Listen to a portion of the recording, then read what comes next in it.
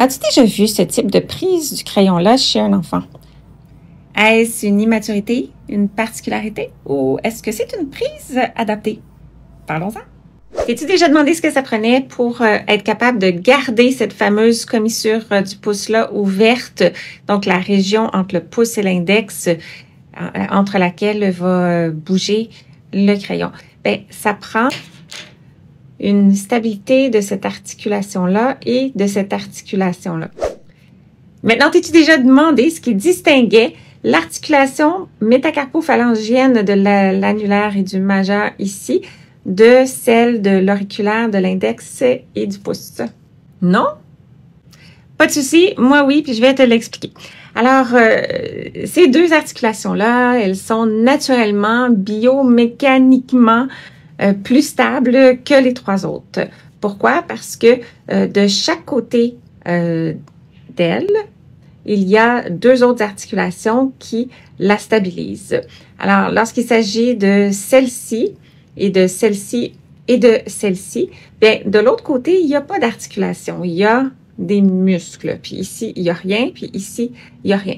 Donc, l'articulation, il faut qu'elle soit intrinsèquement plus stable parce qu'elle ne peut pas se fier sur les autres finalement pour se stabiliser.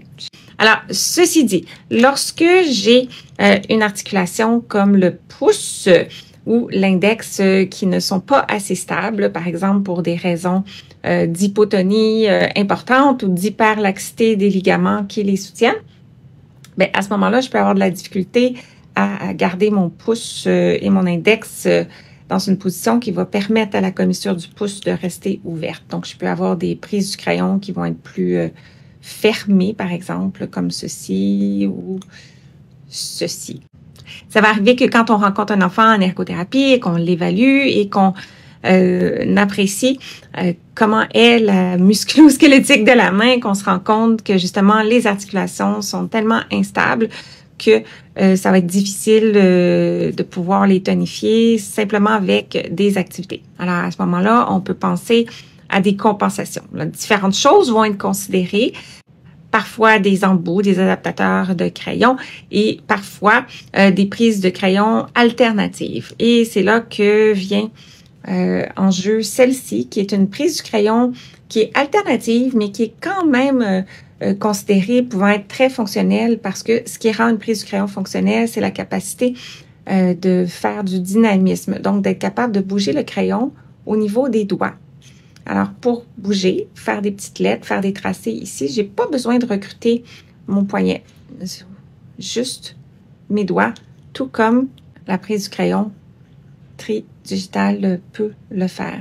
Donc, certains enfants vont naturellement adopter par essai-erreur cette prise du crayon-là, mais le plus souvent, lorsqu'on observe un enfant qui utilise celle-ci, c'est qu'il y a un ergothérapeute qui a probablement évalué, travaillé avec cet enfant-là, proposé en essai cette prise du crayon-là et l'enfant s'est senti confortable, fonctionnel et l'a adopté.